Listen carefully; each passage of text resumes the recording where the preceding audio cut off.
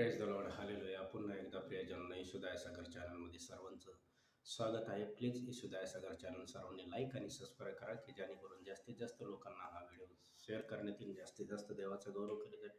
प्रियजनांनो, मी तुमच्यासाठी सुंदरसा देवाचा म्हणणं घेऊन आलो आहे. स्तोत्रसंहिता याचा 15वा अध्याय आणि त्यातलं देवाचं वचन सांगते, की देवाच्या डोंगरात आणि देवाच्या स्थानी कोण व्यक्ती राहू शकतो, असं परमेश्वराचं वचन सांगतं. प्रियजनांनो, देवाच्या पवित्र डोंगरावर कोण रवासी करेन? हे परमेश्वरा, तुझ्या मंडपात कोण वस्ती करेन? तुझ्या पवित्र डोंगरावर कोण राहील? जो सात्विकतेने चालतो व नीतीने वागतो, मनापासून सत्य बोलतो, आपल्या जिभेने चुगली करत नाही, आपल्यासोबत त्याची वाईट करत नाही, आपल्या शेजाराची निंदा करत नाही, धर्माला तुच्छ लेखतो व परमेश्वराच्या भय धरतो व सन्मान करतो, आणि आपण वाहिलेल्या शक्तीच्या वेळेस झाले तरी मोडत नाही, आपला पैसा वाढीच लागत नाही व निरापत्याच्या हानी करता लाच घेत नाही, असा जो वागतो तो धन्य.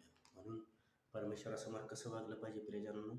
सात्विकतेने, सत्यतेने, खरतेने. कारण की 24 घंटे देवाची नजर आपल्याला बघत असते. म्हणून आपण जे काही वागतोय, बोलतोय, ह्याच्या परमेश्वर तुमच्या संगती आणि परमेश्वर तुमच्या बरोबर आहे असा विश्वास करा.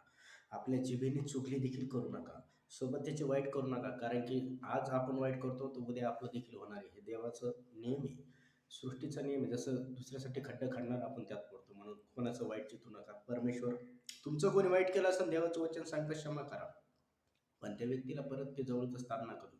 क्षमा करा, देवाचं वचन फॉलो करा आणि प्रार्थनेत राहा.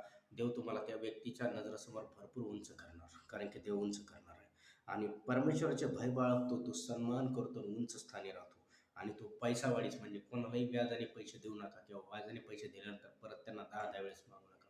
शक्यतो देवाचं वचन सांगतं, पैसावाढीच लावू नको, कारण की धन हे आपलं इथंच पुरतं राहणार आहे. आपलं जगिक धन आपल्यासाठी काही जाणार नाही. स्वर्गात आपलं धन करा. जे प्रभू येशूचं तुम्ही नाव घेता आणि गौरव करता आणि देवाला धन्यवाद देता, आणि ते देवाचं धन आहे आणि ते तुम्ही करा.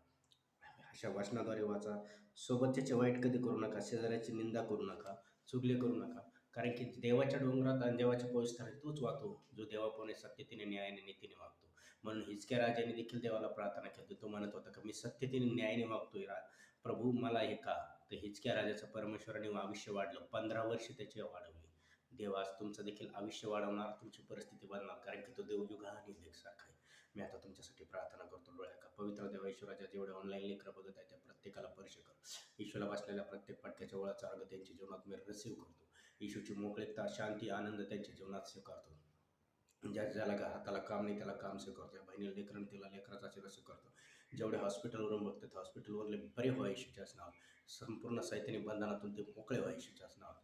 संपूर्ण अंधकार शक्ती त्यांच्या जवळ निघ, गरिबीचे श्राप निघतो, कामधंदा बरकतीचा स्वाधीन करतो, त्यांच्या घरात बरकत साधन करतो. आणि येशूच्या ब्रह्माच्या आशीर्वाद प्रत्येकाच्या जीवनात मी रिसीव्ह करतो.